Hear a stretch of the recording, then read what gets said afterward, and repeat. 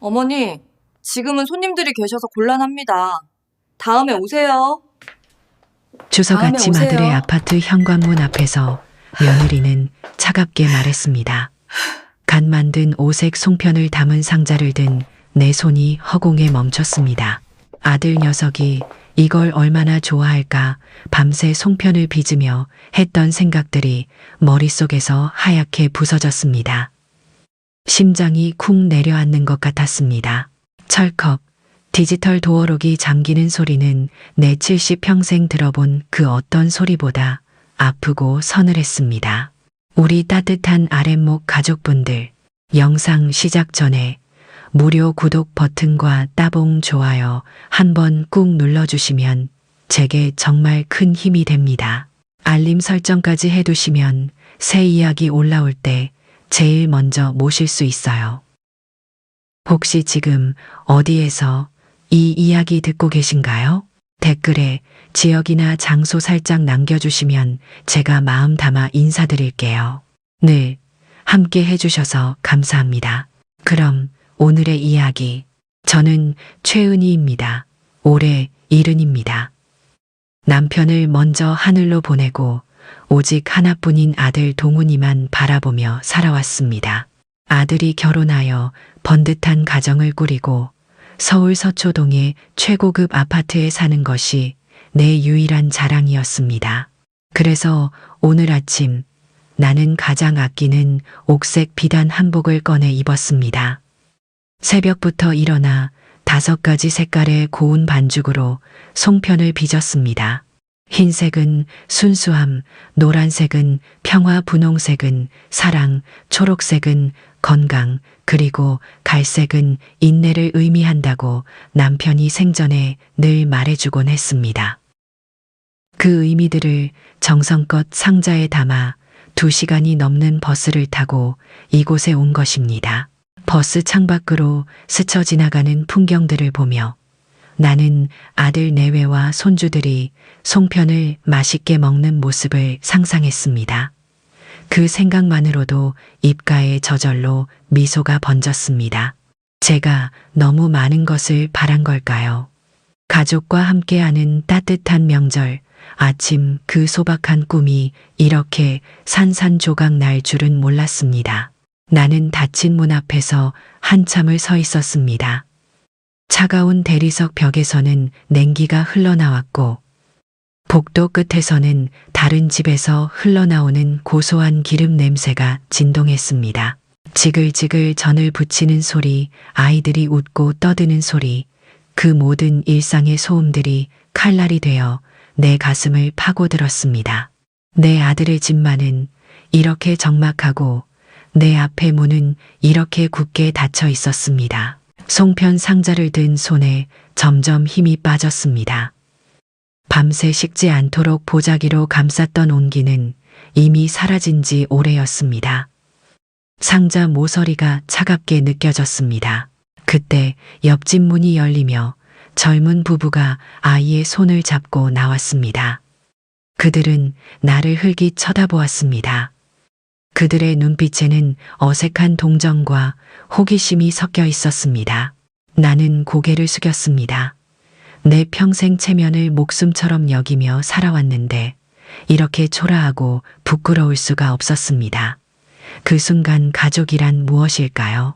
그들은 서둘러 엘리베이터를 타고 내려갔고 복도에는 다시 나 혼자 남았습니다. 나는 문에 기대어 잠시 눈을 감았습니다.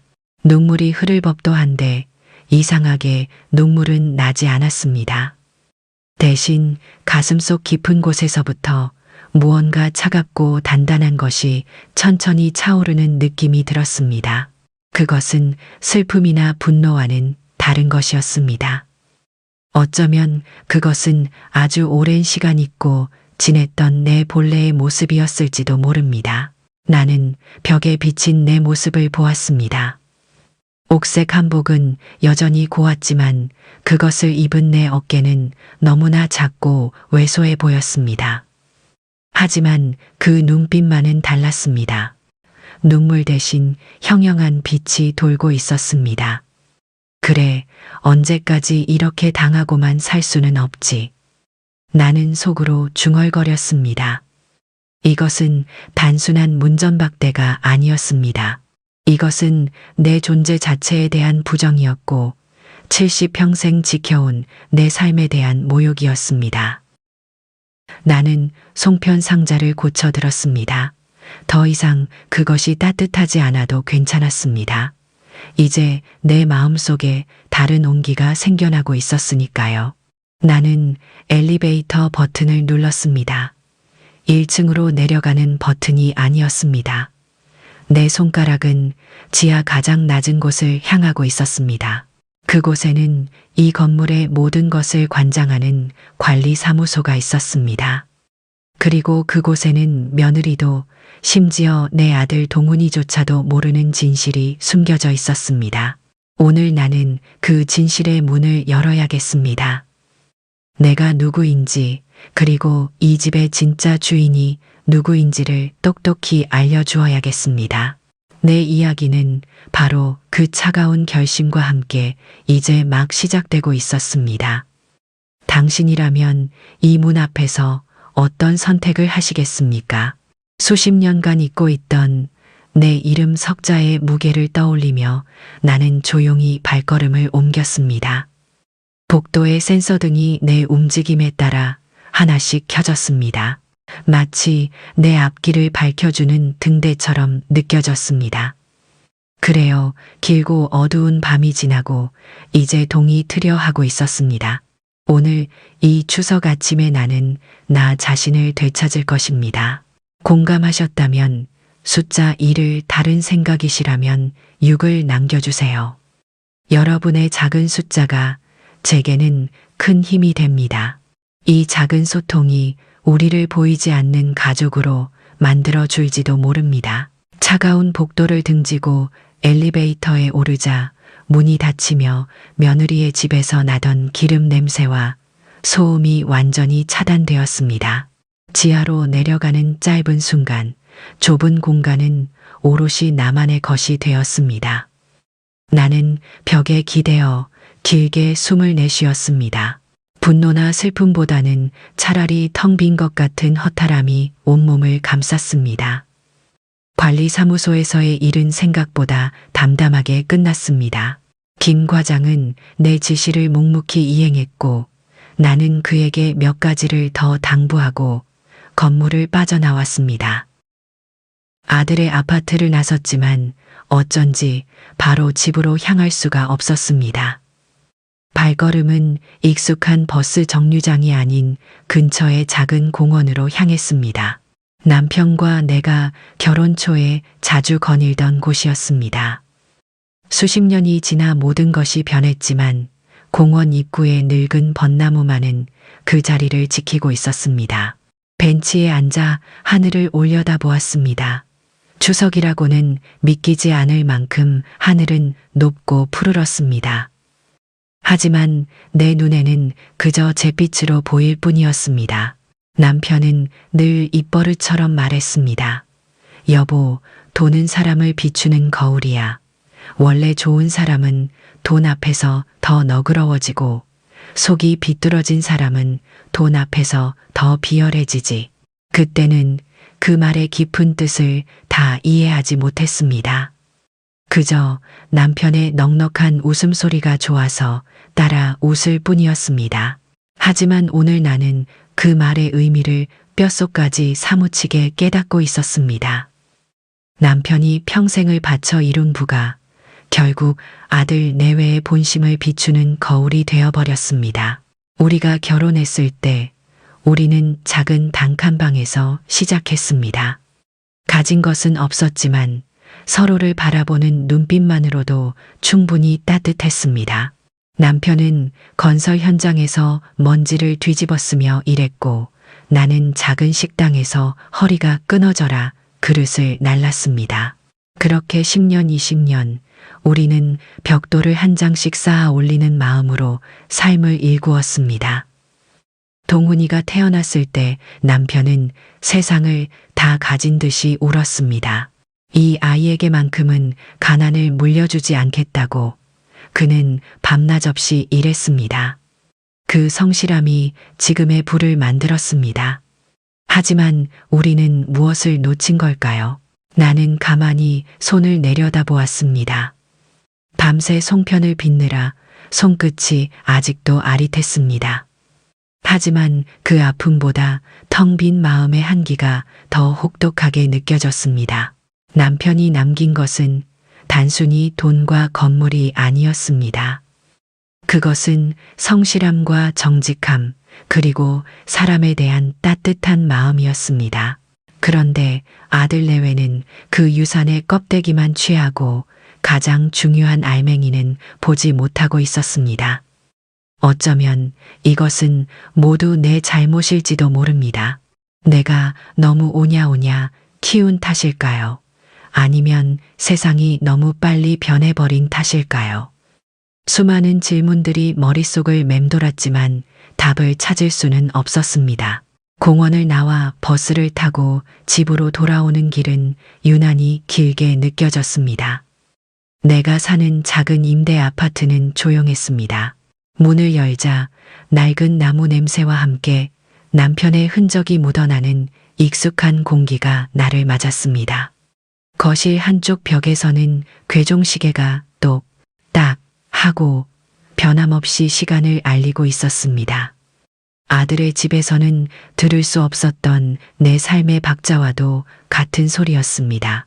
나는 외투를 벗어 의자에 걸치고 부엌으로 가 물을 한 잔 마셨습니다. 창문으로 들어오는 오후의 햇살이 먼지를 비추며 길게 늘어져 있었습니다. 오늘의 일이 있기까지 모든 것은 1년 전 그날 시작되었습니다. 바로 남편의 기일이었습니다. 나는 아침부터 정성껏 제사 음식을 준비하고 아들 내외를 기다렸습니다. 저녁이 다 되도록 오지 않아 전화를 걸었습니다. 수화기 너머로 아들은 피곤한 목소리로 말했습니다. 어머니, 오늘 회사 일이 너무 많아서요. 죄송하지만 올해는 그냥 넘어가면 안 될까요? 옆에서는 며느리가 작게 한숨을 쉬는 소리도 들렸습니다. 여보, 그냥 돈으로 보내드리면 되잖아요. 그 순간 전화기를 든 손이 힘없이 툭 떨어졌습니다. 아들에게는 아버지고 며느리에게는 시아버지인 사람의 기일이었습니다. 그 기억과 정성이 그저 돈으로 대체될 수 있는 것이 되어버린 순간이었습니다. 나는 그날 밤 텅 빈 제사상 앞에서 홀로 밤을 새웠습니다. 그리고 결심했습니다. 내가 가진 모든 것을 내려놓고 가장 평범한 늙은이의 모습으로 돌아가기로, 아이들의 진짜 마음을, 그 거울에 비친 본 모습을 내 눈으로 직접 확인해야겠다고 말입니다. 남편이 남긴 재산이 아이들에게 축복이 아니라 독이 될 수도 있겠다는 두려움이 엄습했습니다. 나는 텅 빈 찻잔을 내려놓고 자리에서 일어났습니다. 더 이상 망설이거나 슬퍼할 시간이 없었습니다. 발걸음은 안방의 낡은 자개장으로 향했습니다. 삐걱거리는 문을 열자 나프탈렌 냄새와 함께 수십 년 묵은 세월의 향기가 흘러나왔습니다. 나는 장롱, 가장 깊숙한 곳 겹겹이 쌓인 옷가지들 아래에 숨겨두었던 작은 오동나무 상자를 꺼냈습니다. 먼지를 가볍게 닦아내고 노쇠 잠금 장치를 풀었습니다. 그 안에는 누렇게 변색된 서류 봉투 하나가 조용히 잠들어 있었습니다. 나는 봉투를 꺼내 들었습니다. 겉면에는 남편의 힘찬 필체와는 다른 나의 단정한 글씨가 적혀 있었습니다. 유언장 및 추가 조항. 이것은 남편이 남긴 마지막 유언장이자 만약을 대비해 내가 직접 변호사와 상의하여 추가해둔 몇 개의 조항들이었습니다. 아들도 며느리도 모르는 오직 나만이 아는 마지막 카드였습니다. 나는 봉투의 모서리를 손끝으로 쓸어보았습니다. 종이의 바삭한 감촉이 내 결심을 더욱 단단하게 만들어주는 것 같았습니다. 내일 아침 나는 변호사에게 전화를 걸 것입니다. 나는 며느리의 악쓰는 소리를 더 이상 듣고 싶지 않았습니다. 내 아들이 그 소리 아래에서 얼마나 작아지고 있는지를 확인하는 것도 괴로웠습니다. 나는 조용히 하지만 힘주어 말했습니다. 동훈아, 내 어머니, 엄마는 괜찮다. 그러니 더는 전화하지 말거라. 내가 필요하면 그때 내가 전화하마. 아들이 무언가 더 말하려 했지만 나는 말없이 통화를 종료했습니다. 휴대전화를 식탁 위에 내려놓자 다시 집안에는 괴종식의 소리만이 가득 찼습니다. 하지만 이제 그 소리는 외롭게 들리지 않았습니다. 오히려 내 마음의 중심을 잡아주는 든든한 추처럼 느껴졌습니다. 시끄러운 소음이 사라진 자리에 고요한 결심이 더욱 선명해졌습니다.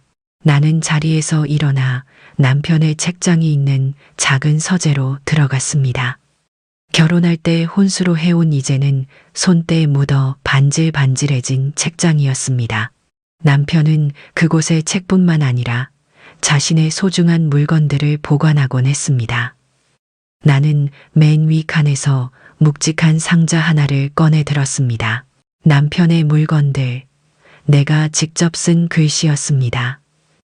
뚜껑을 열자 익숙한 가죽 냄새와 옅은 묵향이 피어올랐습니다. 그의 낡은 만년필 손때 묻은 안경집, 그리고 그가 즐겨 읽던 책 몇 권이 들어 있었습니다. 나는 물건들을 하나하나 조심스럽게 만져보았습니다. 마치 그의 온기가 아직 남아있는 것만 같았습니다. 그때 상자 가장 아래에서 낡은 가죽 수첩 하나가 눈에 띄었습니다. 남편이 매일 밤 잠들기 전 하루의 단상을 기록하던 일기장이었습니다. 그가 떠난 후로는 차마 열어볼 용기가 나지 않아 그대로 넣어두었던 것이었습니다. 하지만 오늘은 달랐습니다. 나는 수첩을 꺼내 무릎 위에 올려놓았습니다. 심호흡을 한번 하고 조심스럽게 첫 장을 넘겼습니다. 남편의 익숙한 필체가 눈에 들어왔습니다. 하루의 소소한 일상들 회사 일, 그리고 아들 동훈이에 대한 이야기가 가득했습니다. 나는 한 장 한 장 그의 시간을 따라 천천히 페이지를 넘겼습니다. 그러다 어느 한 페이지에서 손가락이 멈췄습니다. 아들이 며느리를 데리고 와 결혼을 허락해달라고 하던 날 밤에 쓴 일기였습니다. 그 마지막 문장이 내 심장을 파고들었습니다. 나는 아들에게 모든 것을 주었지만 정작 가장 소중한 것을 지키는 법은 가르치지 못한 것 같다. 울타리가 약하면 집안의 개도 늑대가 될 수 있는 법이다. 내가 바라는 것은 오직 하나, 아내 은희가 내가 그러했듯 이 가정의 단단한 울타리가 되어주는 것이다. 나는 수첩을 덮고 가만히 눈을 감았습니다. 눈가에서 뜨거운 것이 흘러내렸습니다. 슬픔의 눈물이 아니었습니다. 그것은 남편의 깊은 사랑과 믿음을 확인한 안도감의 눈물이었습니다. 나는 울타리가 되기로 했습니다. 남편이 내게 남긴 마지막 부탁이었습니다.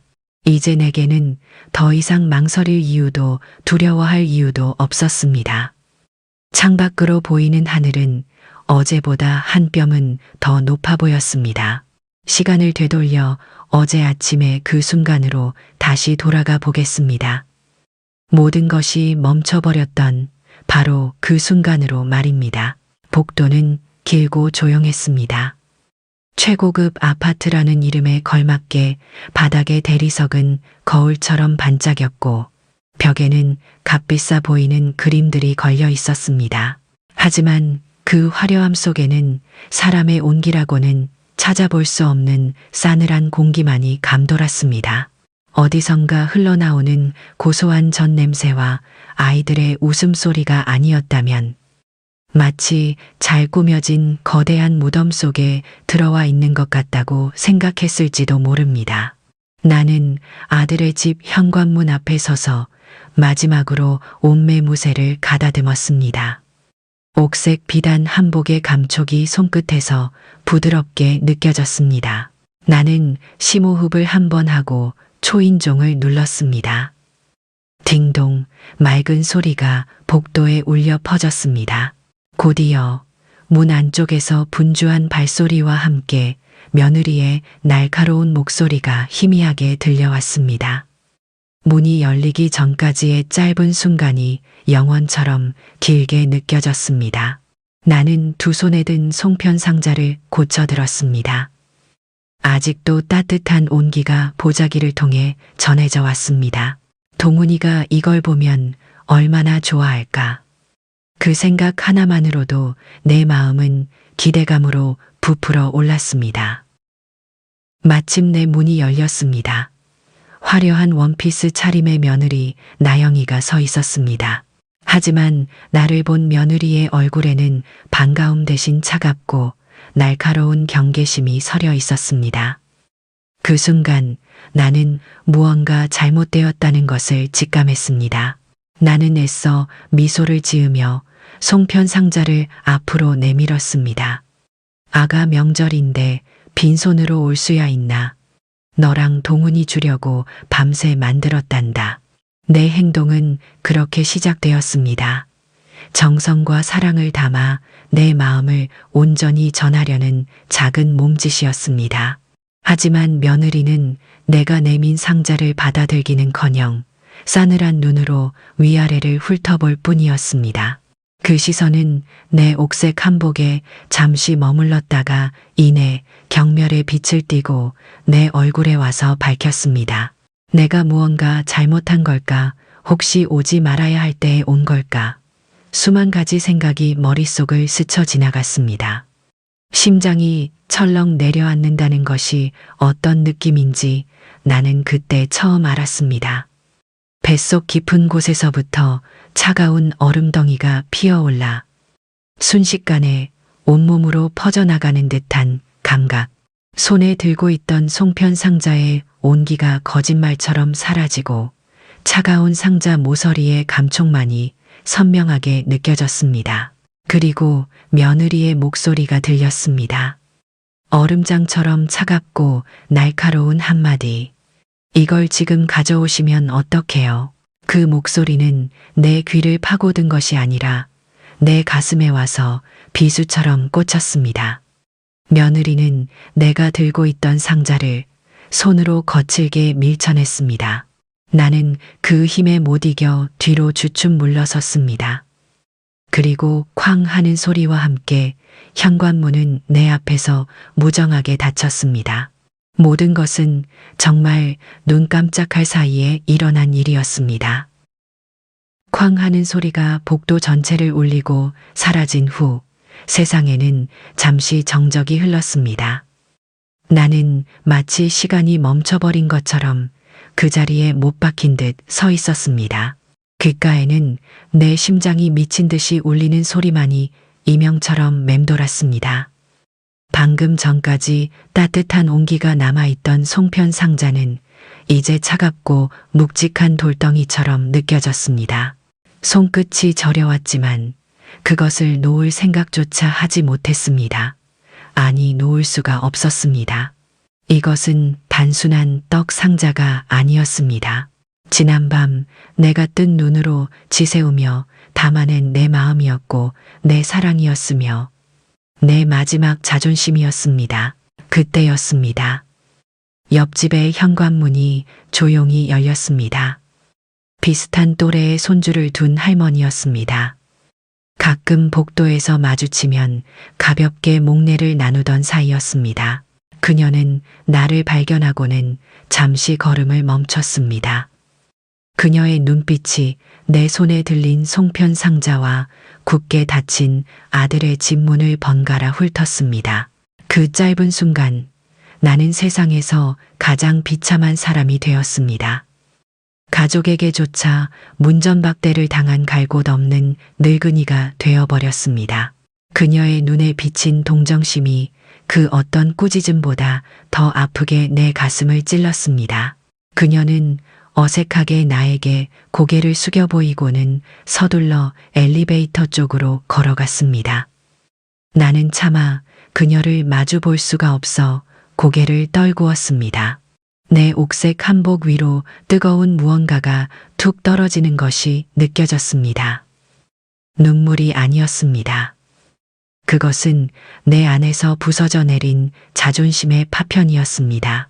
평생을 꼿꼿하게 남에게 아쉬운 소리 한 번 하지 않고 살아왔습니다. 그런데 내 아들의 집 문 앞에서 나는 완전히 발가벗겨진 기분이었습니다.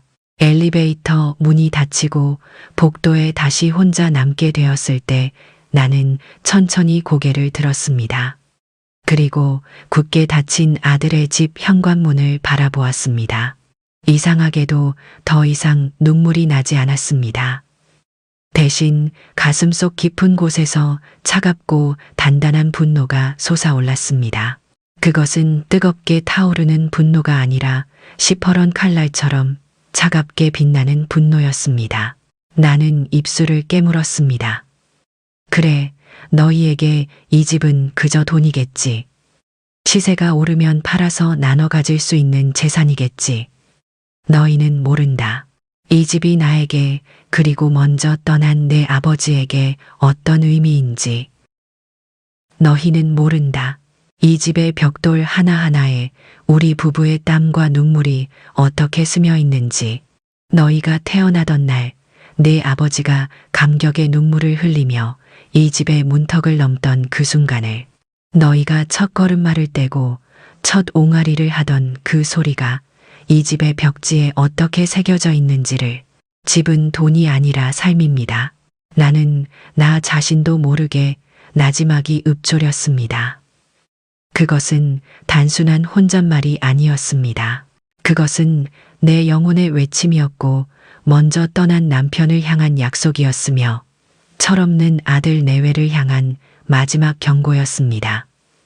나는 더 이상 상처받은 어머니가 아니었습니다. 나는 내 삶을, 내 남편의 유산을, 그리고 우리 가족의 역사를 지켜야 할 마지막 사람이었습니다. 나는 송편 상자를 든 손에 힘을 주었습니다. 그리고 조용히 돌아섰습니다. 아파트의 거대한 유리문을 등지고 밖으로 나오자 눈부신 가을 햇살이 얼굴 위로 쏟아졌습니다. 안의 차가운 공기와 달리 밖의 세상은 명절의 온기로 가득했습니다. 나는 어디로 가야 할지 정하지 않은 채 그저 발길이 이끄는 대로 천천히 걷기 시작했습니다. 손에 들린 송편 상자가 유난히 무겁게 느껴졌습니다. 조금 전 복도에서 끓어오르던 차가운 분노는 햇살 아래에서 조금씩 녹아내리는 듯했습니다. 그리고 그 빈자리에는 지독한 고독감이 스며들기 시작했습니다. 길 위에는 고운 한복을 차려입은 가족들이 오갔습니다. 할머니의 손을 꼭 잡고 걸어가는 어린아이 아버지의 어깨에 무등을 탄 아이 부모님 댁으로 향하는 듯 양손 가득 선물을 든 젊은 부부. 그들의 웃음소리가 들려올 때마다 나는 고개를 숙였습니다. 저 평범하고 따뜻한 풍경 속에 어째서 나는 속해 있지 못한 걸까요? 내게도 아들이 있고 며느리가 있고 가족이 있는데 어째서 나는 이 명절날 길 위를 혼자 헤매고 있는 걸까요? 얼마나 걸었을까? 다리가 아파오기 시작했습니다. 나는 길가의 텅 빈 버스 정류장 벤치에 주저앉았습니다. 버스는 한참 만에 한 대씩 뜸하게 지나갔습니다. 나는 버스를 탈 생각도 없이 그저 멍하니 도로 위를 오가는 차들을 바라보았습니다. 내가 너무 심했던 걸까? 문득 그런 생각이 들었습니다. 아무리 그래도 아들은 내 하나뿐인 피부티인데 내가 내 손으로 내 아들의 가정을 망가뜨리려 하고 있는 것은 아닐까? 어쩌면 며느리의 행동은 그저 젊은 날의 치기 어린 실수였을지도 모릅니다. 내가 조금만 더 참고 조금만 더 너그러웠다면 모든 것이 달라졌을까요? 남편의 얼굴이 떠올랐습니다. 그이라면 어떻게 했을까? 그는 불의를 참지 못하는 강직한 사람이었지만 동시에 누구보다 가족을 사랑하는 따뜻한 사람이었습니다. 그이라면 아들을 용서했을까요? 아니면 나처럼 경계를 그어야 한다고 말했을까요? 답을 알 수 없는 질문들이 머릿속에서 뒤엉켰습니다. 혼자서는 이 무거운 짐을 감당하기가 너무나 버거웠습니다. 그때 나는 깨달았습니다. 혼자서 모든 것을 결정할 필요는 없다는 것을. 나는 누군가의 도움이 필요했습니다. 내 이야기를 들어주고 내 편이 되어줄 사람이 필요했습니다. 머릿속에 두 사람의 얼굴이 떠올랐습니다. 한 명은 박 변호사였습니다.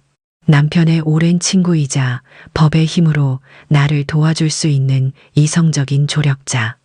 그리고 다른 한 명은 시장에서 반찬 가게를 하는 오랜 친구 영자였습니다. 내가 아무 말 없이 찾아가도 그저 따뜻한 밥 한 끼를 내어주며 등을 토닥여줄 감성적인 위로자. 이성과 감성 사이에서 나는 누구에게 먼저 손을 내밀어야 할지 망설여졌습니다. 법의 칼을 먼저 들어야 할까? 아니면 사람의 온기에 먼저 기대어야 할까? 벤치에 앉아 깊은 생각에 잠겨 있을 때였습니다. 어제 겪었던 그 모욕감이 닫힌 문 앞에서 들었던 며느리의 그 차가운 목소리가 다시금 귓가에 생생하게 울렸습니다. 이걸 지금 가져오시면 어떡해요? 나를 벌레 보듯 하던 그 경멸, 어린 눈빛. 내 정성을, 내 마음을 아무렇지 않게 밀쳐내던 그 거친 손길. 그 순간의 기억은 내 마음속에 피어오르던 일말의 동정심과 자기 연민을 단숨에 재로 만들어 버렸습니다. 그래, 이것은 단순한 실수가 아니었다. 이것은 그 아이의 본심이었고 나를 향한 명백한 적이었다. 나는 허리를 곧게 폈습니다. 더 이상 약해져서는 안 된다고 스스로를 다그쳤습니다. 남편이 남긴 일기장에 마지막 문장이 떠올랐습니다. 단단한 울타리가 되어주는 것. 울타리는 때로 부드러운 바람을 막아주기도 하지만 사나운 짐승을 막기 위해서는 가시를 세워야 하는 법입니다. 용서와 이해는 상대가 최소한의 도리를 지킬 때 가능한 것입니다. 지금 내게 필요한 것은 물은 감상이 아니라 현실을 바로잡을 수 있는 단단한 힘이었습니다. 박 변호사의 이성과 영자의 감성. 나는 둘 중 하나를 선택할 필요가 없었습니다. 내게는 둘 다 필요했습니다.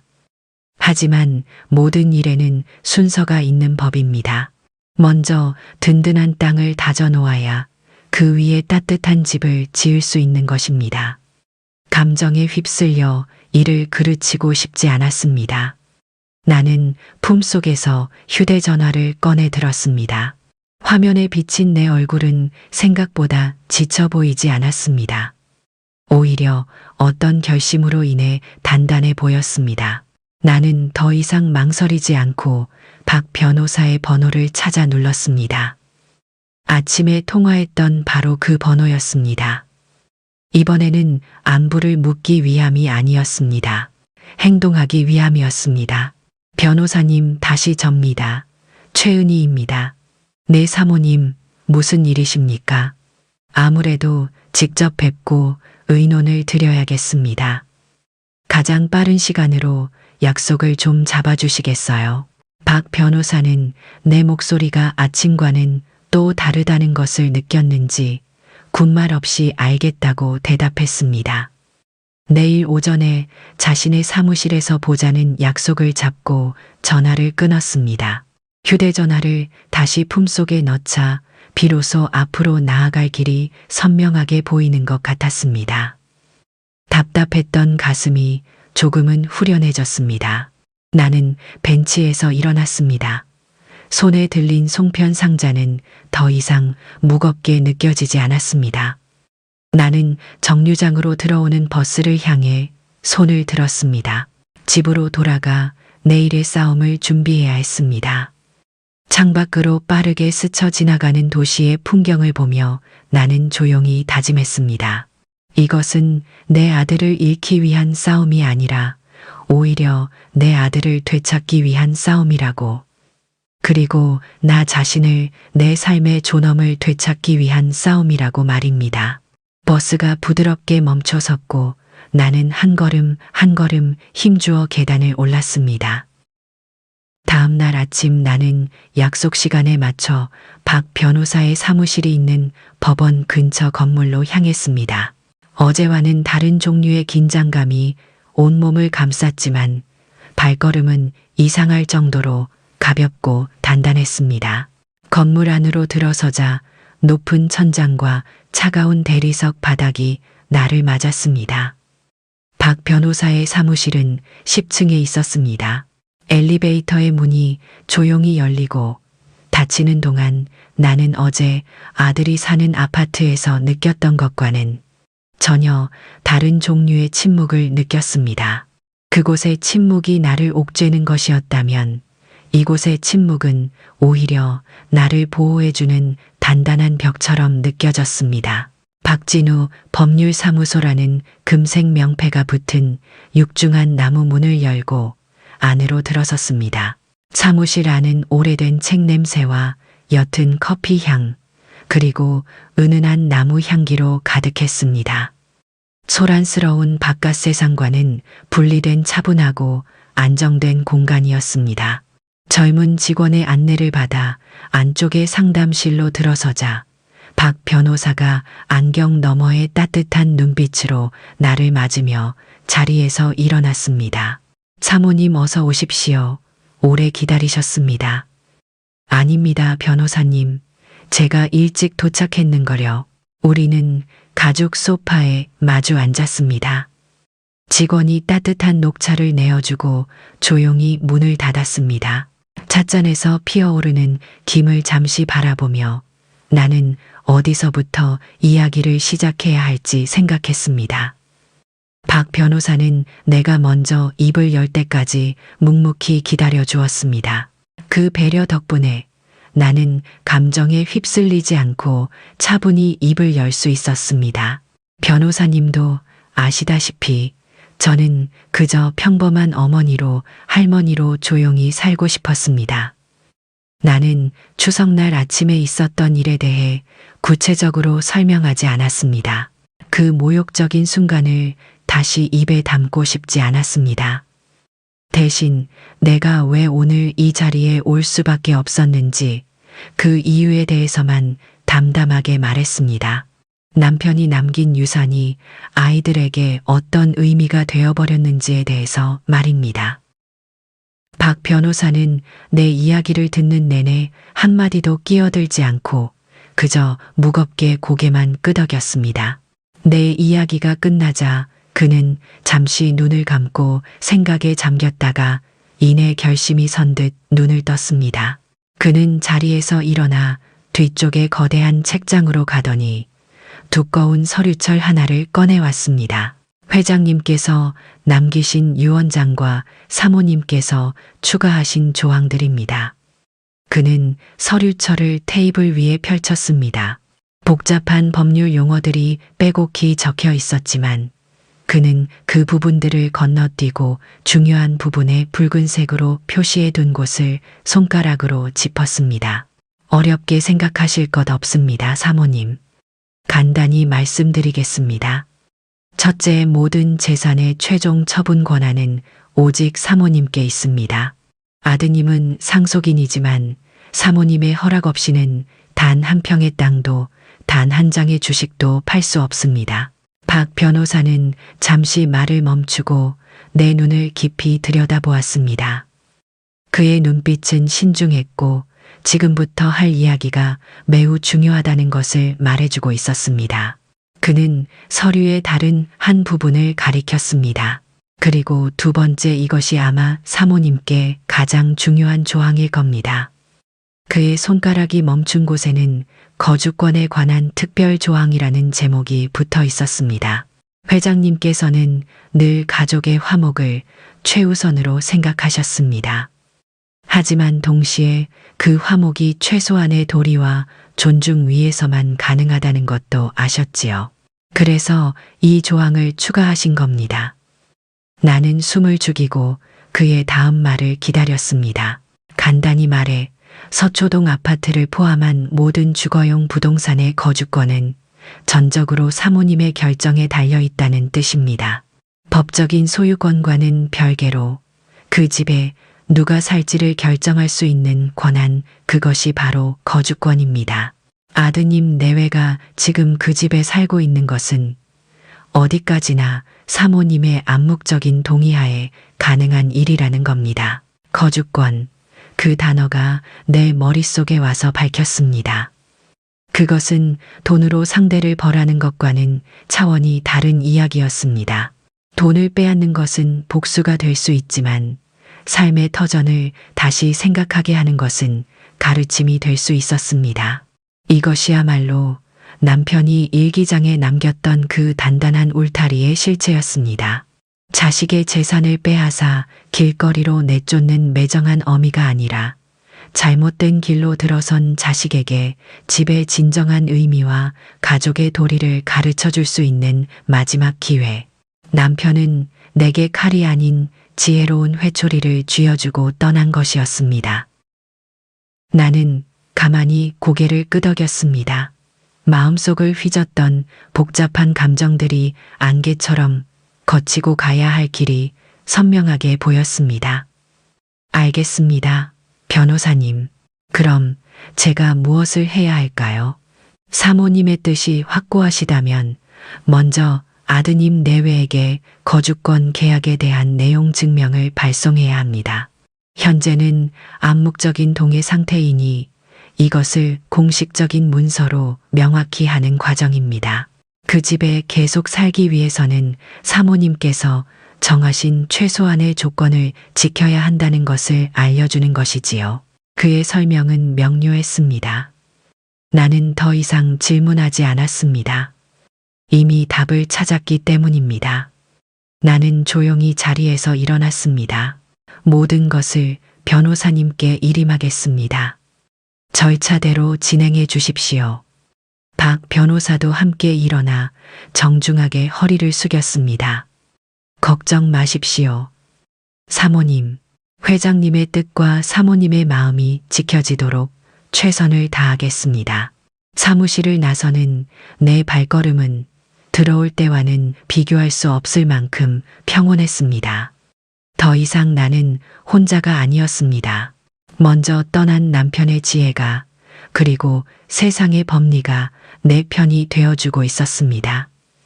건물 밖으로 나오자 아까보다 한결 부드러워진 햇살이 내 어깨를 감싸 안았습니다.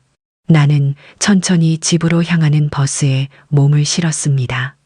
이제 시작이었습니다. 하지만 두렵지 않았습니다. 나는 내 삶의 울타리를 내 손으로 다시 단단하게 세울 것입니다. 변호사 사무실을 다녀온 후 며칠 동안은 아무 일도 일어나지 않았습니다. 나는 평소와 다름없이 하루를 보냈습니다. 아침 일찍 일어나 화초에 물을 주고 괴종시계에 태엽을 감고 시장에 가 풋풋한 채소를 사왔습니다.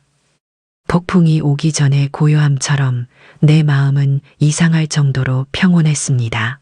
서두르지 않았습니다. 이미 주사위는 던져졌고 나는 그저 강 건너편에서 조용히 결과를 지켜보면 되는 것이었습니다. 나흘째 되던 날 저녁이었습니다. 저녁밥을 먹고 설거지를 하고 있는데 휴대전화가 불이 난 듯이 울렸습니다. 또다시 아들이었습니다. 이번에는 그의 목소리에서 불안함을 넘어선 거의 공포에 가까운 감정이 느껴졌습니다. 어머니, 집에 이상한 게 왔어요. 법무법인 이름으로 온 등기우편인데 이게 대체 뭐예요? 나는 물을 잠그고 수건에 손을 닦으며 말했습니다. 이상한 게 아니야. 내용 증명이라는 거다. 내가 보낸 것이니 너희가 당연히 받아야 할 서류지. 어머니, 이걸 왜 보내셨어요? 나영이가 지금 난리가 났어요. 수화기 너머로 아들의 절박한 목소리와 함께 며느리가 무언가 소리치며 물건을 던지는 듯한 소음이 섞여 들려왔습니다. 아들은 잠시 뜸을 들이다가 목소리를 낮춰 속삭이듯 말했습니다. 나영이는 이걸 보더니 어머니가 노망이 나셨다고, 이런 종이 쪼가리로 겁을 주려 한다고 비웃었어요. 그러고는 그냥 구겨서 쓰레기통에 던져버렸어요. 나는 아무 말도 하지 않았습니다. 그럴 줄 알았습니다. 그 아이의 오만함과 무지함은 내 상상을 초월하는 것이었습니다. 아들이 거의 울먹이며 말을 이었습니다. 그런데 어머니, 저는 무서워요. 거기 찍힌 변호사 이름 아버지 친구분이시잖아요. 이거 장난 아니죠. 그렇죠. 나영이는 아무것도 모르고 날뛰는데 저는 정말 어떻게 해야 할지 모르겠어요. 어머니 제발 이쯤에서 멈춰주세요. 아들의 애원은 진심처럼 들렸습니다. 하지만 그 애원 속에는 아내를 말리지 못하는 자신의 나약함에 대한 변명과 시달을 어떻게든 편하게 해결하고 싶어하는 이기심이 섞여 있었습니다. 나는 한숨을 내쉬었습니다. 아직도 저 아이는 무엇이 중요한지를 깨닫지 못하고 있었습니다. 울타리를 세우는 것은 이제 막 시작되었을 뿐인데 말입니다. 동훈아, 내 목소리는 차분했지만 그 안에는 더 이상 흔들리지 않을 단호함이 실려 있었습니다. 종이를 구겨버린다고 해서 그 안에 담긴 진실이 사라지는 것은 아니란다. 나는 그 말만 남기고 전화를 끊었습니다. 창밖은 이미 짙은 어둠이 내려앉아 있었습니다. 도시의 불빛들이 멀리서 별처럼 반짝였습니다. 나는 그 불빛들을 바라보며 이제 곧 두 번째 파도가 몰아칠 것임을 직감했습니다. 첫 번째 파도는 문전박대의 모욕감이었고 두 번째 파도는 아마도 돈에 대한 저들의 탐욕일 것입니다. 전화를 끊은 후에도 한동안 아들의 마지막 말이 귓가에 맴돌았습니다. 이쯤에서 멈춰주세요. 그 목소리에 담긴 것은 나를 향한 원망이 아니라 아내와 어머니 사이에서 어찌할 바를 모르는 한 남자의 처절한 아행행이었습니다. 나는 잠시 가슴이 아려왔습니다. 내 아들은 저토록 나약한 사람이 되어버렸습니다. 아내의 잘못을 꾸짖지도, 그렇다고 늙은 어미의 편을 온전히 들어주지도 못하는 그저 이 상황이 빨리 끝나기만을 바라는 겁쟁이가 되어버린 것입니다. 나는 자리에서 일어나 창가로 다가갔습니다. 어둠 속에서도 아파트 단지의 불빛들은 선명했습니다. 저 수많은 불빛 아래 얼마나 많은 가족들이 저마다의 이야기를 품고 있을까요? 우리 집만의 비극은 아닐지도 모릅니다. 하지만 내게는 이 세상의 전부와도 같은 아픔이었습니다. 나는 창문에 비친 내 모습을 바라보았습니다.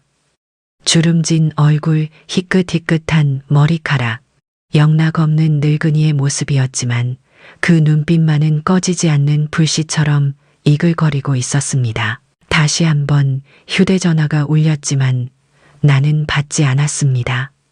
이번에는 문자 메시지가 도착했습니다. 아들에게서 온 것이었습니다. 어머니, 죄송해요. 나영이가 지금 제정신이 아니에요.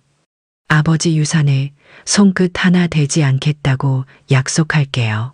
그러니 제발 만나서 이야기해요. 나는 그 문자를 말없이 지웠습니다. 아직도 아이들은 문제의 본질을 전혀 깨닫지 못하고 있었습니다. 이것은 돈의 문제가 아니었습니다. 이것은 사람의 도리에 관한 문제였고 가족이라는 이름 아래 마땅히 지켜져야 할 최소한의 존중에 관한 문제였습니다. 나는 다시 남편의 낡은 가죽 수첩을 펼쳤습니다. 어제 읽었던 그 페이지를 다시 한번 천천히 읽어 내려갔습니다. 울타리가 약하면 집 안의 개도 늑대가 될 수 있는 법이다. 남편은 이미 모든 것을 내다보고 있었던 것입니다. 지금 며느리가 보이는 행동은 어쩌면 약한 울타리 안에서 멋대로 날뛰는 늑대의 모습과 다르지 않았습니다. 그리고 내 아들은 그 늑대에게 겁을 먹고 울타리를 고칠 생각조차 하지 못하고 있었습니다. 그렇다면 내가 해야 할 일은 명확했습니다. 내가 직접 이 울타리를 다시 세우는 것입니다.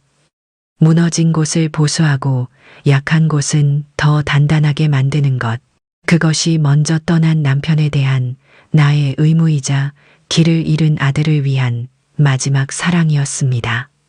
나는 수첩을 덮고 달력을 바라보았습니다. 내용 증명에 명시된 답변 기한은 일주일 후였습니다.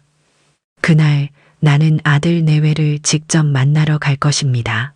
법의 서류 위에서가 아니라 사람의 얼굴을 마주하고 직접 이야기할 것입니다. 그때가 되면 저 아이들도 더 이상 진실을 외면할 수만은 없겠지요. 나는 그날 입고 갈 옷을 생각하며 조용히 자개장 문을 열었습니다. 일주일이라는 시간은 생각보다 빨리 흘렀습니다. 약속한 날 나는 박 변호사의 사무실에 아들 내외보다 조금 먼저 도착했습니다. 지난번과 같은 상담실이었지만 오늘따라 창문으로 들어오는 햇살은 유난히 따갑게 느껴졌고 공기는 무겁게 가라앉아 있었습니다. 나는 창밖을 내다보며 잠시 후 이곳에서 벌어질 일들을 마음속으로 그려보았습니다. 두렵지 않았습니다.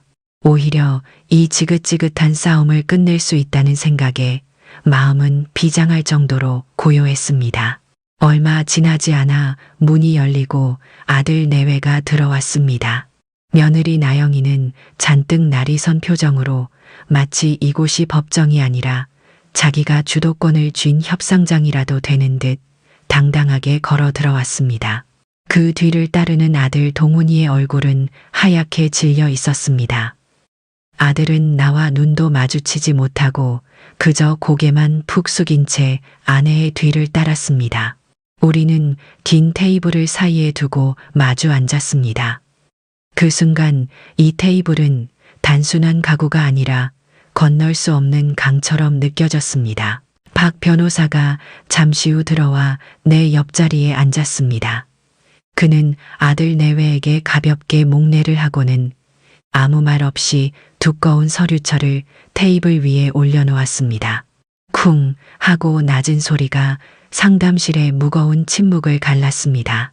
상담실은 조용했고 종이 냄새가 옅게 퍼졌습니다. 박 변호사는 서류철을 열어 그중 한 장을 꺼내 테이블 중앙으로 밀어놓았습니다. 에이, 이제 알게 되겠지. 너희가 그토록 무시했던 이 늙은이의 진실을. 티나는 찻잔을 든 손끝이 미세하게 떨리는 것을 느꼈지만 며느리의 얼굴에서는 조소에 가까운 표정이 스쳐 지나갔습니다. 아들은 마른 침을 삼키는 소리가 들릴 정도로 긴장해 있었습니다. 이것이 서초동 아파트 건물의 등기부등본 원본입니다. 박 변호사의 목소리는 낮고 차분했지만 그 안에는 서슬 퍼런 힘이 실려 있었습니다. 며느리는 팔짱을 낀 채 그게 뭐 대수냐는 듯한 표정으로 서류를 건방지게 훑어보았습니다. 그래서요, 저희 남편 이름이 공동명의로 올라 있다는 건 이미 아는 사실인데요. 아버님 돌아가시면서 그렇게 정리된 거잖아요. 그녀의 목소리에는 일말의 불안감도 찾아볼 수 없었습니다. 오직 이 귀찮은 상황을 빨리 끝내고 싶다는 짜증만이 묻어났습니다. 박 변호사는 며느리의 말을 끝까지 들은 후 조용히 안경을 고쳐 썼습니다. 그리고는 서류의 한 부분을 손가락으로 가리켰습니다. 며느님께서 한 가지 간과하고 계신 부분이 있습니다. 아드님의 이름이 여기에 있는 것은 맞습니다. 하지만 그것은 상속인으로서의 권리일 뿐 건물 전체에 대한 소유권과는 다른 문제입니다. 그게 무슨 말이에요? 말장난하지 마세요. 변호사님, 며느리의 목소리가 날카로워졌습니다. 박 변호사는 흔들림 없는 눈으로 그녀를 마주보며 말했습니다. 그의 다음 한마디는 며느리가 쌓아 올린 오만의 성을 뿌리부터 뒤흔드는 거대한 망치와도 같았습니다. 이 건물의 유일한 단독 소유주는 현재 법적으로 그는 잠시 말을 멈추고 내 쪽을 한번 바라본 후 다시 아들 내외에게 시선을 고정했습니다. 여기 앉아 계신 최은희 사모님 한 분입니다. 박 변호사의 마지막 말이 상담실의 무거운 공기 속에 메아리 쳤습니다. 잠시 동안 그 누구도 숨을 쉬지 않는 것 같았습니다. 괴종시계가 있었다면 그 추가 방안의 정적을 깨뜨렸을지도 모를 일입니다. 가장 먼저 침묵을 깬 것은 며느리 나영이었습니다. 그녀는 처음에는 믿을 수 없다는 듯 헛웃음을 치더니 이내 얼굴이 새하얗게 질렸다가 다시 시뻘겋게 달아올랐습니다. 거짓말 말도 안 돼. 이건 다 조작된 거야. 그녀는 자리에서 벌떡 일어나 테이블을 손으로 내리쳤습니다. 그녀의 날카로운 목소리가 조용한 사무실을 찢는 듯 했습니다. 어머니가 이 늙은이가 당신을 돈으로 매수한 거지. 그렇죠. 대체 얼마를 받기로 하셨어요? 변호사님. 며느리는 이성을 잃고 박 변호사에게 달려들듯이 소리쳤습니다. 하지만 박 변호사는 눈 하나 깜짝하지 않았습니다. 그는 그저 차가운 눈으로 며느리를 바라볼 뿐이었습니다. 그 고요한 시선 앞에서 며느리의 분노는 갈 곳을 잃고 허공에서 부서져 내렸습니다. 그녀는 숨을 헐떡이며 다시 자리에 주저앉았습니다. 그리고 이번에는 내 아들 동훈이에게로 화살을 돌렸습니다. 여보, 당신은 뭐해? 이게 말이 된다고 생각해. 당신 아버지 유산인데 어떻게 전부 어머니 단독 명의가 될 수 있냐고. 당신도 상속인이잖아. 어서 뭐라고 말 좀 해봐. 하지만 내 아들은 아무 말도 하지 못했습니다. 아니, 하지 않았습니다. 그는 그저 두 손으로 얼굴을 감싼 채 깊이 고개를 숙이고 있었습니다. 그의 어깨가 미세하게 떨리고 있었습니다. 아마도 아들은 이 모든 것이 진실이라는 것을, 그리고 자신이 그동안 얼마나 어리석었는지를 이제야 깨닫고 있는 것이겠지요. 아내의 성화에 못 이겨 혹은 자신의 안일함 때문에 외면해왔던 진실의 무게가 지금 이 순간 아들의 어깨를 무겁게 짓누르고 있었습니다. 나는 그 모든 광경을 말없이 지켜보았습니다. 나는 판사가 아니었습니다. 그저 진실이 스스로를 증명하는 과정을 지켜보는 증인이었습니다. 내가 굳이 입을 열 필요는 없었습니다. 며느리의 광기 어린 부정과 아들의 침묵이 그 자체로 모든 것을 설명해주고 있었으니까요.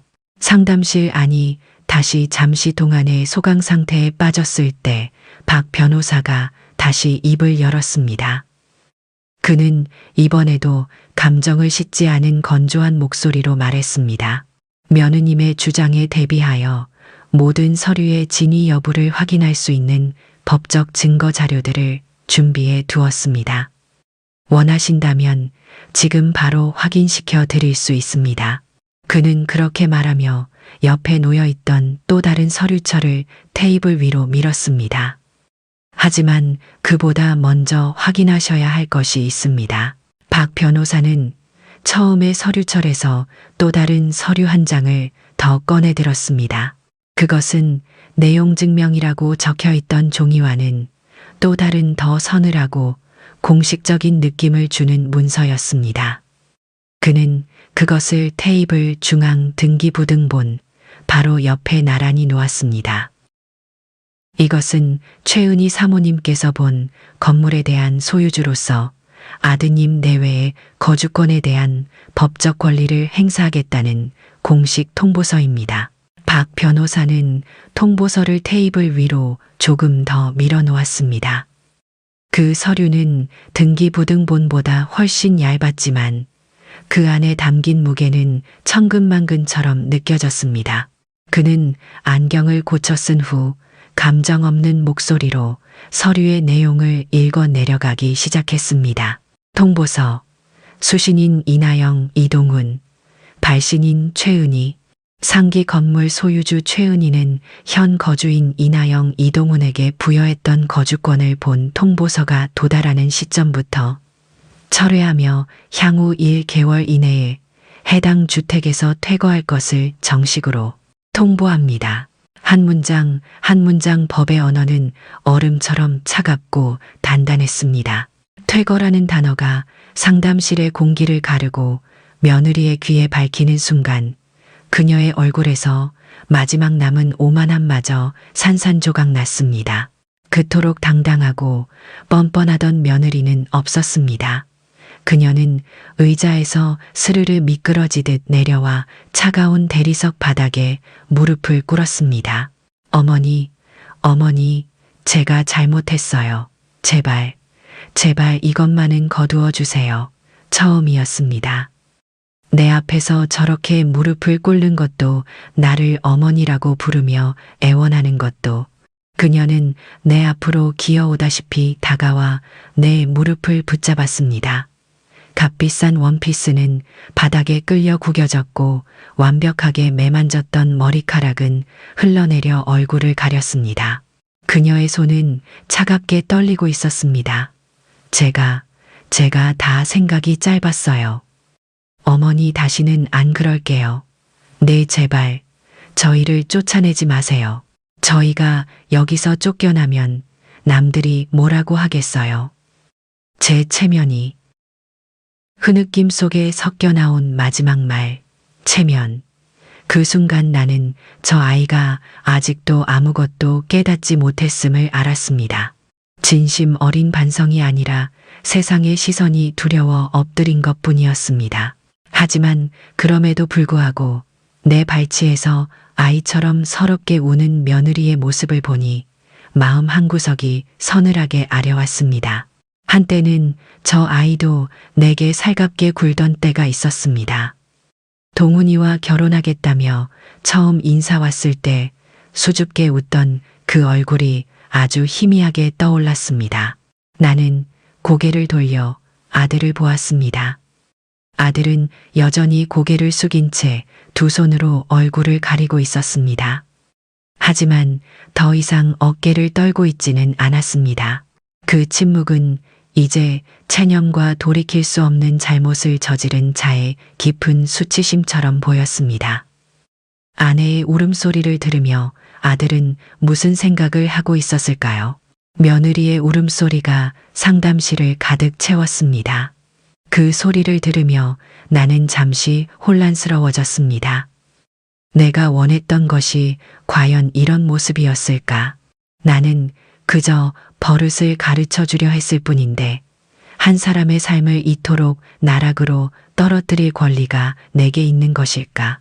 남편이 바랐던 단단한 울타리란 과연 이런 모습이었을까요? 내 발치에 엎드려 우는 며느리를 내려다보며 내 마음속에 짧았던 연민은 어느새 단단한 확신으로 변해가고 있었습니다. 그래, 이것은 내가 원했던 모습이 아니다. 하지만 이것은 너희가 자초한 결과다.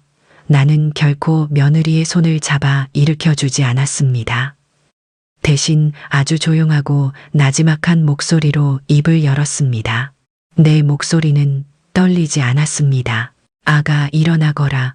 내 말에 며느리는 울음을 그치고 고개를 들었습니다. 눈물과 화장으로 얼룩진 얼굴이 처참했습니다. 네가 진정으로 두려워하는 것이 무엇이냐? 이 집에서 쫓겨나는 것이냐? 아니면 내 체면이 깎이는 것이냐? 그것도 아니면 네가 그토록 무시했던 늙은 시어미에게 무릎을 꿇었다는 사실이냐? 나는 며느리의 대답을 기다리지 않고 말을 이었습니다.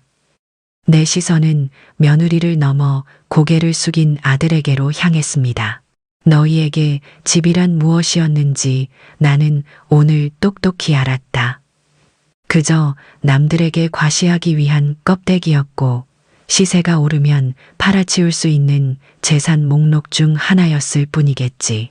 하지만 동훈아, 내 아비와 나에게 이 집은 우리가 평생을 바쳐 쌓아 올린 삶 그 자체였다.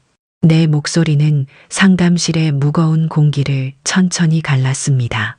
이 집의 벽지에는 내가 처음으로 엄마라고 불렀던 목소리가 새겨져 있고, 이 집의 바닥에는 네가 첫 걸음마를 떼던 아장아장한 발자국이 찍혀 있다. 이 집의 모든 물건에는 먼저 떠난 내 아버지의 땀과 나의 눈물이 스며 있다. 너희는 그 모든 것을 그저 돈이라는 한 글자로 지워버리려 한 것이다. 나는 더 이상 그들을 꾸짖지 않았습니다. 분노는 이미 지나갔고 이제 남은 것은 깊은 슬픔과 서늘한 책임감뿐이었습니다. 내가 이 울타리를 바로 세우지 않으면 내 아들은 평생 저렇게 아내의 등 뒤에 숨어 비겁하게 살아갈 것이고, 며느리는 자신이 무엇을 잘못했는지 영원히 깨닫지 못할 것입니다. 나는 조용히 자리에서 일어났습니다. 내 움직임에 모두의 시선이 집중되었습니다. 나는 내 앞에 놓인 거주권 행사 통보서를 가만히 아들 쪽으로 밀어놓았습니다. 나는 너희의 재산을 빼앗으려는 것이 아니다. 다만 너희가 잃어버린 것을 되찾을 시간을 주려는 것이다. 집의 의미, 그리고 가족의 도리를 다시 배울 시간을 말이다. 한 달의 시간 동안 너희 스스로가 그 답을 찾아보거라. 그 말을 끝으로 나는 뒤돌아섰습니다. 며느리의 절박한 부름도 아들의 흔들리는 시선도 더는 나를 붙잡지 못했습니다. 박 변호사가 나를 따라와 문을 열어주었습니다. 상담실 문이 닫히기 직전 나는 마지막으로 아들을 보았습니다. 그는 마침내 고개를 들고 나를 바라보고 있었습니다. 그 눈빛에 담긴 의미를 나는 애써 읽으려 하지 않았습니다. 이제 모든 것은 저 아이들의 몫이었습니다. 여러분이라면 어떻게 하시겠습니까? 용서와 해원은 다르다고 하는데 여러분은 그 갈림길에서 어디에 서 계신가요? 변호사 사무실에서의 그날 이후 일주일이 흘렀습니다. 내 휴대전화는 약속이나 한 듯이 조용했습니다. 아들에게서도 며느리에게서도 아무런 연락이 오지 않았습니다.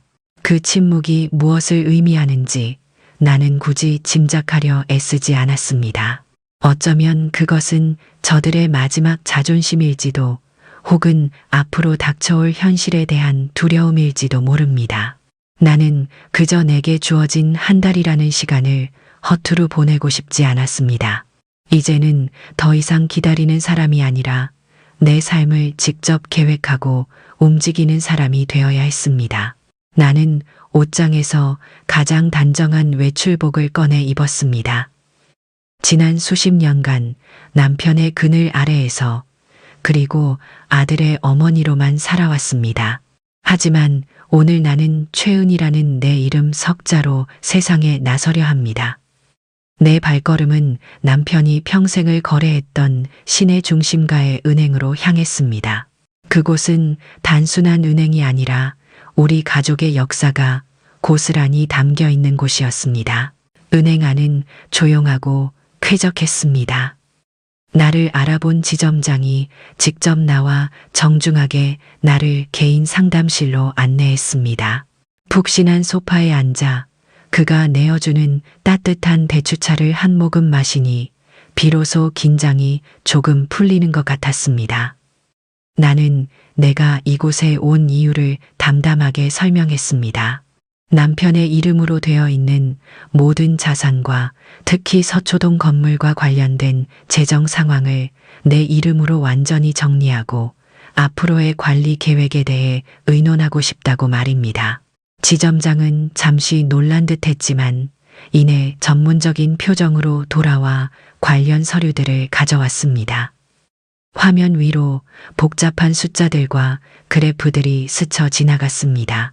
남편이 얼마나 성실하고 지혜롭게 모든 것을 일구어 왔는지를 다시 한번 확인할 수 있었습니다. 그는 떠났지만 그의 삶은 이 숫자들 속에 여전히 살아 숨쉬고 있었습니다. 문득 이 모든 것을 그저 아들 내외에게 물려주는 것이 과연 남편이 원했던 뜻이었을까 하는 생각이 들었습니다. 남편은 돈 자체를 목적으로 삼는 사람이 아니었습니다. 그에게 돈이란 가족을 지키고 더 나아가 사회에 좋은 일을 하기 위한 수단일 뿐이었습니다. 나는 화면의 숫자들 너머로 남편의 얼굴을 보고 있었습니다. 그리고 그 순간 나는 내가 앞으로 무엇을 해야 할지 분명히 깨달았습니다. 이것은 단순히 재산을 지키는 것을 넘어 남편의 뜻을 지키는 일이 되어야 했습니다. 나는 지점장을 바라보며 말했습니다. 내 목소리는 흔들림이 없었습니다. 지점장님, 남편의 이름으로 장학재단을 하나 만들고 싶습니다. 그리고 서초동 건물의 임대 수익금 일부는 앞으로 그 재단을 통해 관리되었으면 합니다.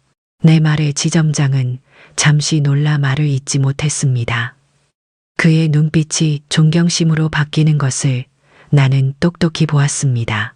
그는 잠시 생각에 잠기더니 이내 자세를 바로 하고 진지한 목소리로 말했습니다. 회장님의 뜻을 잇는 아주 훌륭한 생각이십니다.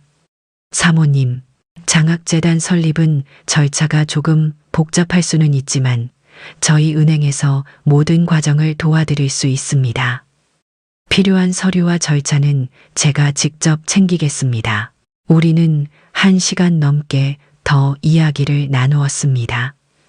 재단의 이름은 무엇으로 할지, 어떤 학생들을 어떻게 도울 것인지에 대해 구체적인 계획들을 세웠습니다. 이야기를 하면 할수록 내 머릿속은 점점 더 맑아졌습니다. 이것은 더 이상 아들 내외에 대한 복수가 아니었습니다. 이것은 남편과 나의 삶을 의미 있는 방식으로 완성해 나가는 과정이었습니다. 이 재단을 통해 우리는 앞으로 수많은 아이들의 울타리가 되어줄 수 있을 것입니다.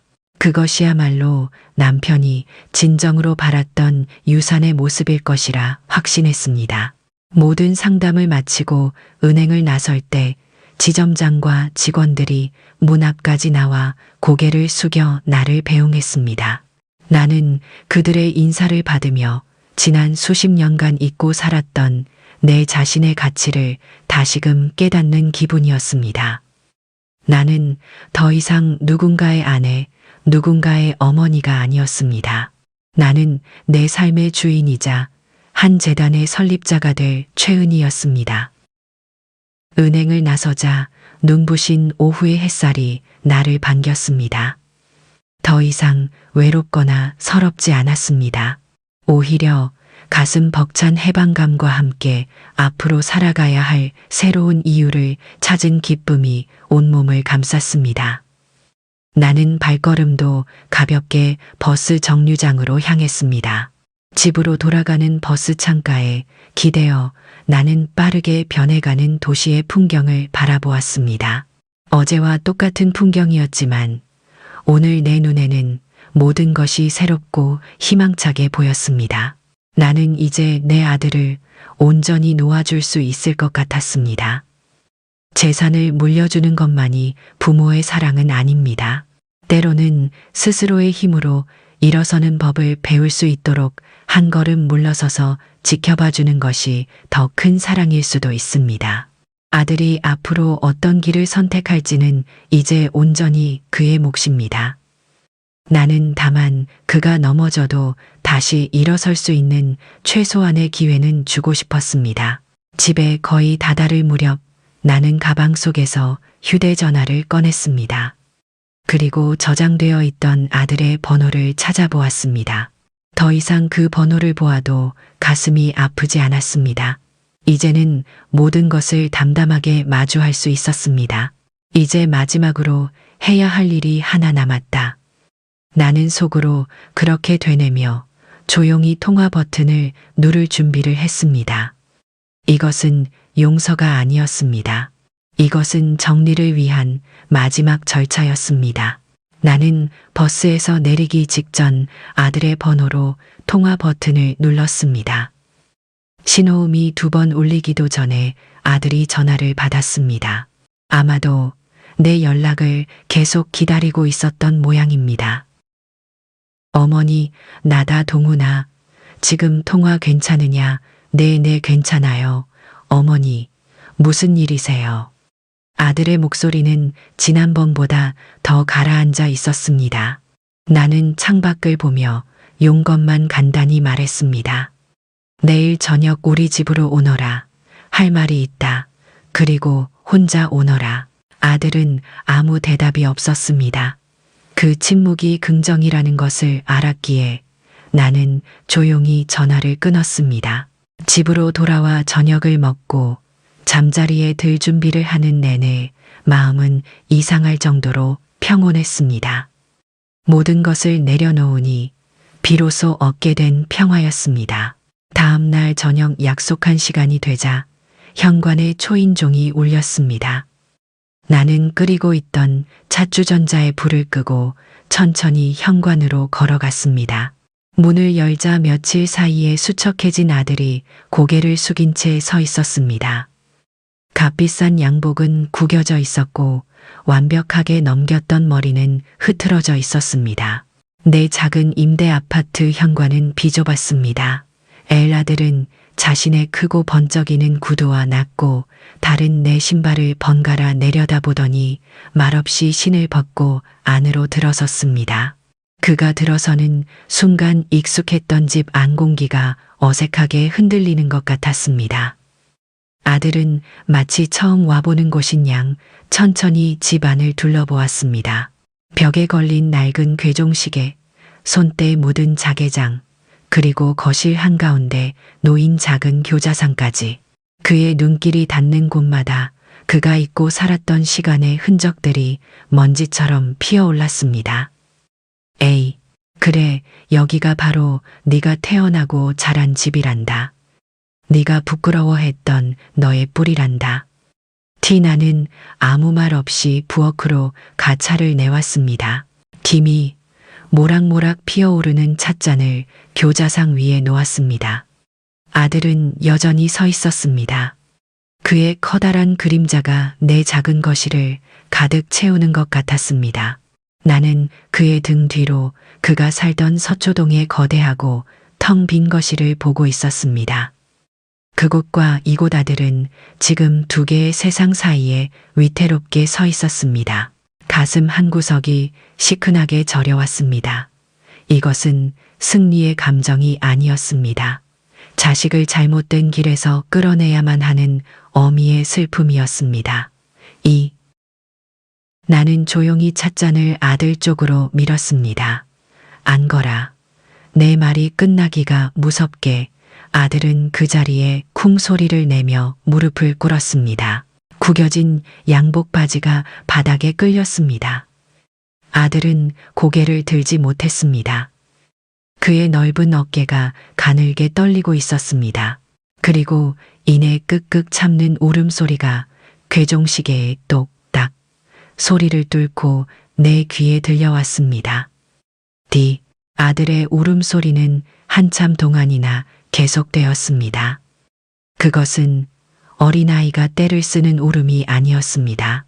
한 남자가 자신의 삶의 무게와 돌이킬 수 없는 잘못 앞에서 터뜨리는 처절한 통곡이었습니다. 나는 말없이 그 울음소리를 들었습니다. 그 소리에는 지난 세월 아내가 시키는 대로 살아온 비겁함에 대한 후회와 늙은 어미의 마음을 헤아리지 못한 어리석음에 대한 자책이 모두 담겨 있었습니다. 나는 천천히 일어나 끓여두었던 찻주전자를 들고 다시 교자상으로 돌아왔습니다. 그리고 아들의 앞에 놓인 찻잔에 따뜻한 차를 가만히 따랐습니다. 쪼르륵 하고 차가 따르는 소리가 아들의 울음소리 사이를 비집고 들어갔습니다. 아들은 그 소리에 고개를 들었습니다. 눈물로 엉망이 된 얼굴은 45의 중년이 아니라 길을 잃은 아이의 얼굴이었습니다. 어머니, 제가 정말 잘못했습니다. 아들은 흐느끼며 말했습니다.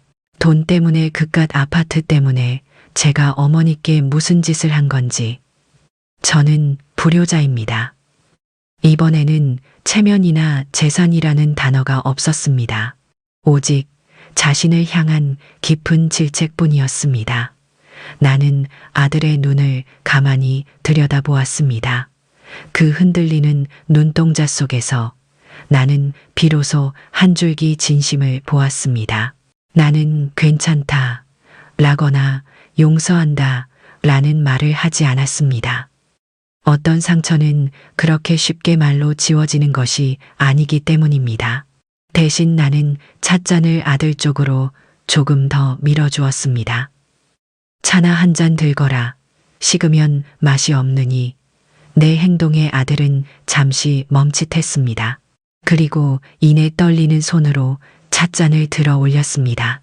뜨거운 찻잔의 온기가 아들의 차가운 손을 그리고 꽁꽁 얼어붙었던 우리 모자의 관계를 조금은 녹여주었을지도 모릅니다.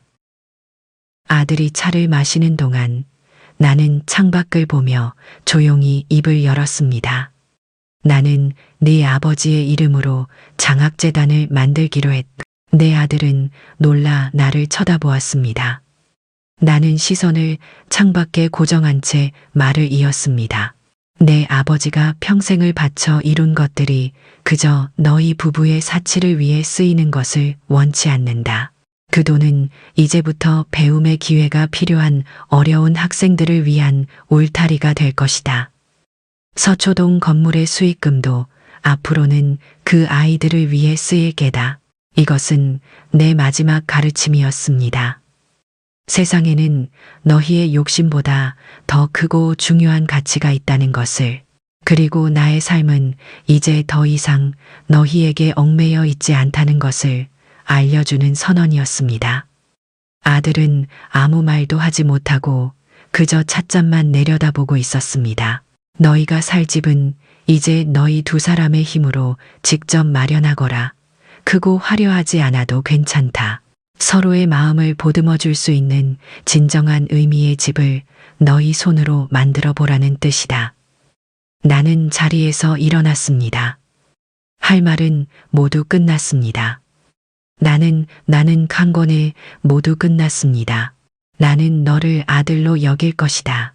하지만 내 아내까지 내 며느리로 다시 받아들일 수 있을지는 아직 모르겠다. 그것은 전적으로 앞으로 너희가 어떻게 하느냐에 달려 있다. 나는 방으로 들어가기 위해 몸을 돌렸습니다. 등 뒤에서 아들이 나지막이 말했습니다. 감사합니다.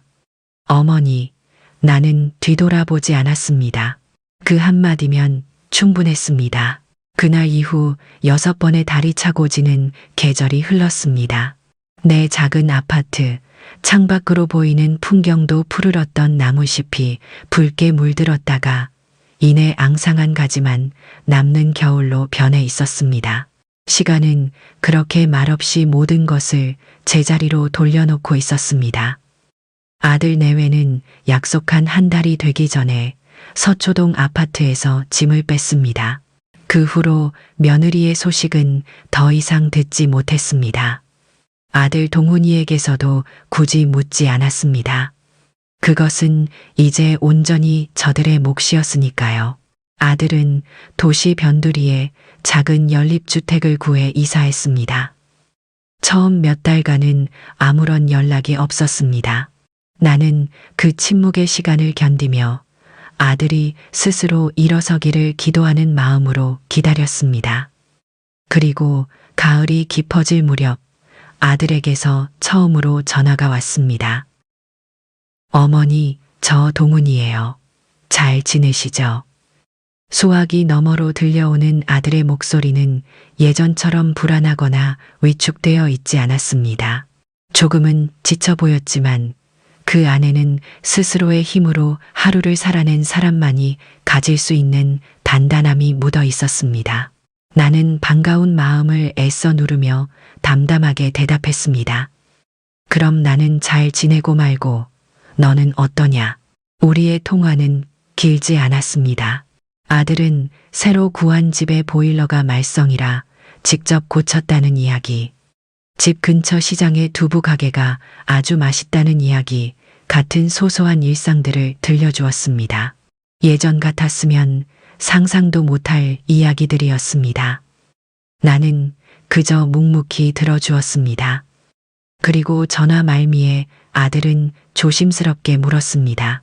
어머니 장학재단 일은 잘 되어 가세요. 그럼 내 아버지 이름에 누가 되지 않도록 열심히 하고 있다. 다행이네요, 어머니. 그 한마디에 나는 아들이 진심으로 변하고 있다는 것을 느낄 수 있었습니다. 우리는 가끔 그렇게 짧은 통화를 나누었습니다. 서로의 안부를 묻고 소소한 일상을 나누는 것. 어쩌면 내가 평생을 바랐던 가족의 모습은 거대한 아파트와 비싼 선물이 아니라 바로 이런 소박한 대화 속에 있었는지도 모릅니다. 어느덧 첫눈이 내리던 겨울의 초입이었습니다. 박 변호사에게서 연락이 왔습니다. 이진석 기념 장학재단의 첫 번째 장학생들이 선발되었다는 소식이었습니다. 나는 며칠 후 집으로 배달된 서류 봉투를 받았습니다. 봉투 안에는 10여 명의 어린 학생들의 사진과 그들이 직접 쓴 자기소개서가 들어 있었습니다. 나는 그날 오후 따뜻한 볕이 드는 창가에 앉아 서류를 하나하나 천천히 읽어 내려갔습니다. 넉넉지 못한 형편 속에서도 건축가의 꿈을 키우는 아이 아픈 동생을 위해 의사가 되고 싶다는 아이, 삐뚤빼뚤하지만 진심이 담긴 글씨들 속에서 나는 수많은 아이들의 반짝이는 꿈을 보았습니다. 그 아이들의 얼굴 위로 젊은 시절 먼지를 뒤집어 쓴 채 환하게 웃던 남편의 얼굴이 겹쳐 보였습니다. 그래, 이것이었구나. 남편이 진정으로 남기고 싶었던 것은 돈이나 건물이 아니라 바로 이런 희망이었구나. 나는 한 여학생의 서류에서 시선을 멈췄습니다. 시골의 작은 마을에서 할머니와 단둘이 살고 있는 아이였습니다. 아이는 자신의 꿈을 이렇게 적어 내려갔습니다. 저는 튼튼한 집을 짓는 건축가가 되고 싶습니다. 비바람이 몰아쳐도 우리 할머니가 두 다리 뻗고 편히 주무실 수 있는 세상에서 가장 따뜻한 집을 제 손으로 직접 지어드리고 싶습니다. 그 문장을 읽는 순간 내 눈가에서 뜨거운 눈물이 흘러내렸습니다. 그것은 슬픔의 눈물이 아니었습니다. 내 평생의 한이, 그리고 남편을 향한 그리움이 이 어린아이의 고운 마음씨 속에서 따뜻한 감동으로 녹아내리는 그런 회원의 눈물이었습니다. 나는 더 이상 외롭지 않았습니다. 내게는 이제 이 아이들이라는 새로운 가족이 생겼습니다. 내가 지켜주고 응원해 주어야 할 소중한 손주들이 생긴 것입니다. 나는 서류를 가슴에 가만히 품었습니다.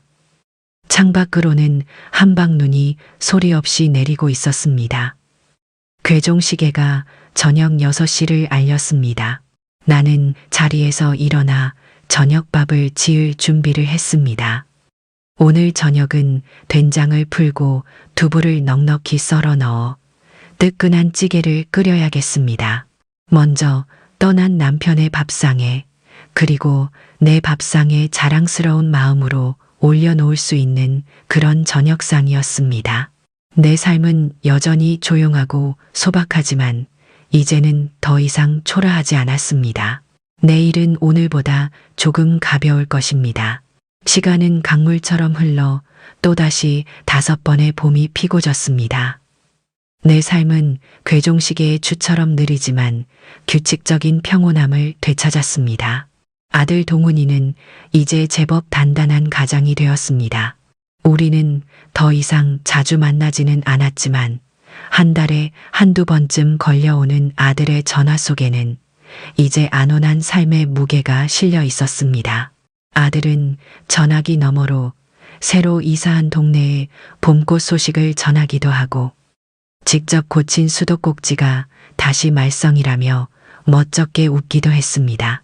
그 목소리에는 더 이상 과거의 불안함이나 죄책감이 없었습니다. 나는 그저 묵묵히 들어주며 밥은 잘 챙겨 먹고 다니냐는 평범한 어머니의 질문을 건넬 뿐이었습니다. 우리 모자는 그렇게 멀찍이 서서 서로의 삶을 응원하는 담담한 사이가 되었습니다. 내 하루는 이진석 기념장학재단의 일을 돌보는 것으로 채워졌습니다. 해마다 수십 명의 아이들이 재단의 도움으로 자신의 꿈을 향해 나아갔습니다. 아이들이 보내오는 감사 편지를 읽는 것이 내게는 가장 큰 기쁨이었습니다. 그 편지들 속에서 나는 먼저 떠난 남편이 여전히 살아 숨쉬고 있음을 느꼈습니다. 그러던 어느 화창한 봄날 오후였습니다. 모르는 번호로 전화 한 통이 걸려왔습니다. 앳되지만 맑고 다부진 젊은 여성의 목소리였습니다. 최은희 이사장님 되십니까? 안녕하세요. 저는 5년 전 재단의 일기 장학생이었던 김민서라고 합니다. 김민서. 나는 그 이름을 똑똑히 기억하고 있었습니다. 시골 할머니와 단둘이 살면서 할머니를 위해 세상에서 가장 따뜻한 집을 지어드리고 싶다던 야무진 꿈을 가진 아이였습니다. 나는 반가운 마음에 어디냐고 물었습니다. 그녀는 잠시 머뭇거리다가 지금 내가 사는 아파트 단지 앞에 와 있다고 했습니다. 꼭 직접 뵙고 드릴 말씀이 있다고 했습니다. 나는 서둘러 현관으로 나가 잠시 후 단지 입구로 들어서는 젊은 여성을 맞았습니다. 사진으로만 보았던 앳된 고등학생이 아니라 어느새 당당하고 세련된 사회초년생의 모습이었습니다. 그녀는 나를 보자마자 환하게 웃으며 달려와 허리를 90도로 숙여 인사했습니다. 이사장님, 직접 뵙게 되어 영광입니다. 나는 그녀를 데리고 집으로 들어와 따뜻한 쑥차와 다과를 내어주었습니다. 그녀는 집 안을 둘러보며 참 따뜻하고 정겨운 집이네요 라고 말했습니다. 우리는 한참 동안 그간의 안부를 물었습니다.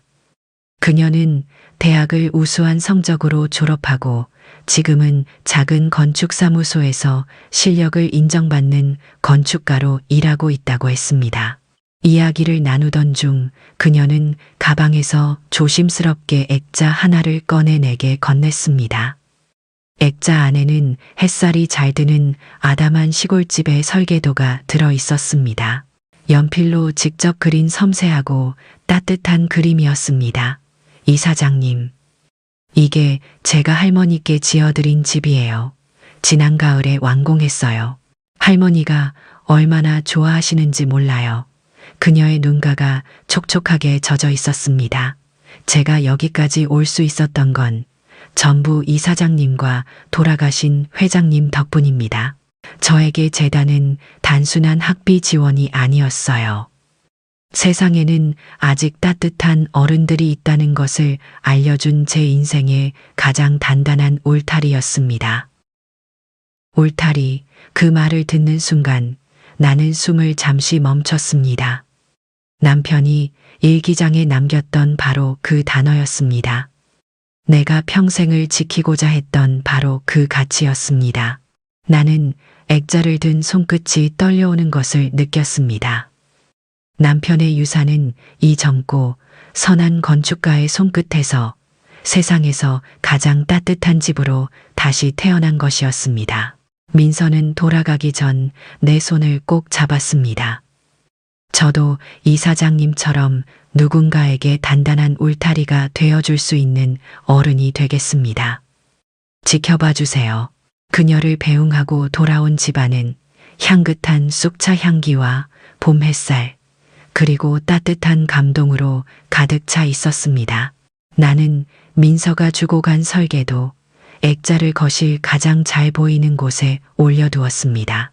그 그림을 보고 있으니 먼저 떠난 남편이 옆에서 참 잘했소, 여보하고 넉넉하게 웃어주는 것만 같았습니다. 내 길고 길었던 겨울은 이제 정말로 끝이 났습니다.